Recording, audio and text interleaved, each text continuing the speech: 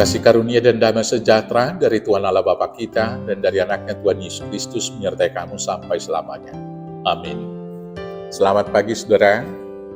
Mari kita melakukan semua pekerjaan yang baik hari ini dipandu firman Tuhan dari Injil Matius pasal 24 ayat 12 sampai dengan ayat 13. Demikian firman Tuhan. Dan karena makin bertambahnya kedurhakaan, maka kasih kebanyakan orang akan menjadi dingin. Tetapi orang yang bertahan sampai pada kesudahannya akan selamat. Demikianlah firman Tuhan.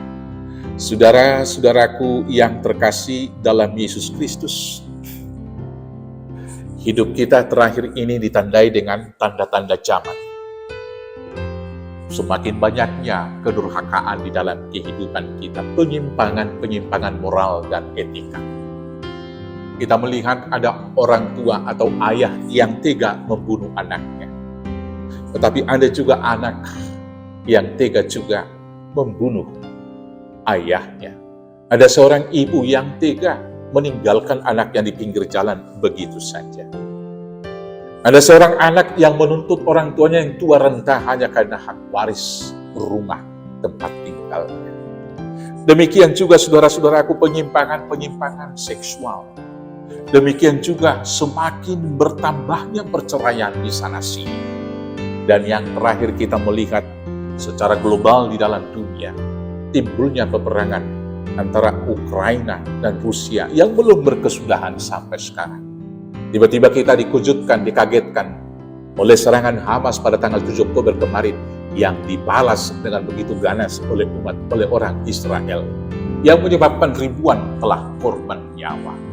Saudara-saudaraku, sebagian orang merasa itu seperti biasa saja. Seperti tidak ada ketakutan, tidak ada kengerian, dan tidak ada kesedihan tentang peperangan di sana sini. Orang-orang sekarang semakin biasa melihat penyimpangan etika moral tersebut. Maka kejahatan semakin bertambah. Maka hidup kita sekarang ditandai semakin egoisnya orang, tidak peduli lagi satu dengan yang lain. Kemudian kita melihat juga tanda-tanda zaman. Kalau ada orang yang meninggal itu sendiri, atau kaum kerabatnya hanya menangis sebentar saja, kesedihannya tidak lagi seperti 20 atau 25 tahun yang lalu, di mana orang yang telah ditinggalkan keluarganya masih terus menangis dengan tangisan yang histeris.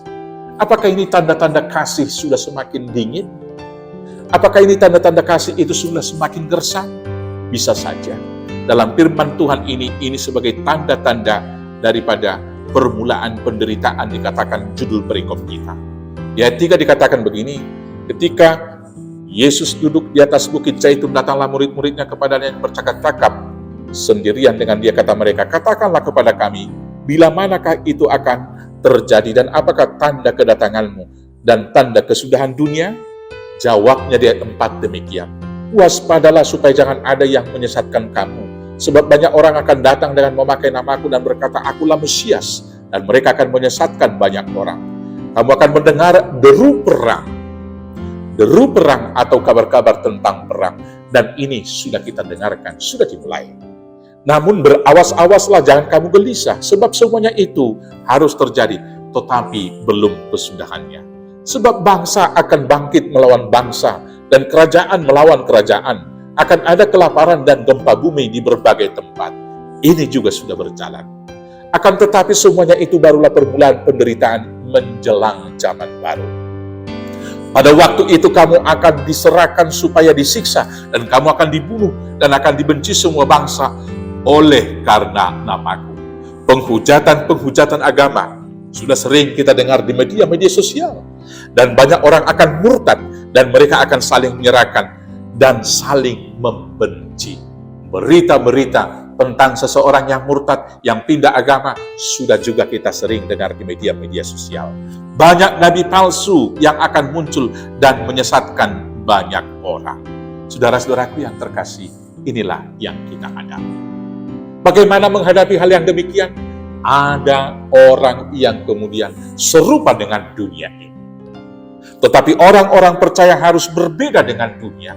Dan itulah kemudian pertandingan kita yang terus-menerus, supaya kita jangan terbawa arus. Maka kita harus senantiasa hidup di dalam akar iman kita kepada Kristus Yesus. Walau semua dunia tidak percaya lagi kepada Kristus, tapi kita harus mengatakan, kita harus bertahan untuk mempercayainya.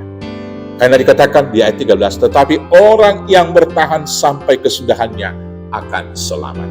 Maka apa yang kita pertahankan, saudara-saudaraku? Karena begitu besar kasih Allah akan dunia ini, Dia memberikan anaknya yang tunggal. Kasih harus senantiasa kita pertahankan. Kita menjadi saluran kasih, kita harus mau berkorban dan memberi.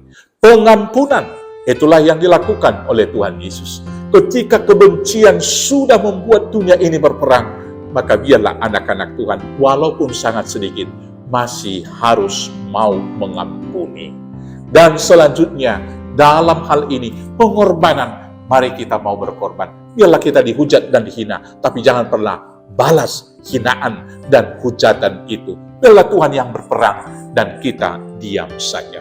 Biarlah dunia semakin jauh dari cinta kasih, tapi kita bertahanlah. Setialah sampai mati, maka Tuhan akan menganugerahkan mahkota kehidupan kepadamu. Tuhan Yesus memberkati. Amin. Kita bersatu dalam doa. Terima kasih Bapa yang baik, biarlah firman-Mu meneguhkan iman kami, sampai Maranatha Tuhan datang. Dan sembari menanti-nanti itu, dalam hidup sekarang, ajar kami untuk setia melakukan tindakan cinta kasih dan pengampunan yang daripada-Mu, supaya kami tetap menjadi saliran berkat di dalam Yesus Kristus Tuhan Juru Selamat kami yang hidup. Amin. Selamat beraktivitas. Tuhan Yesus memberkati. Horas, horas, horas.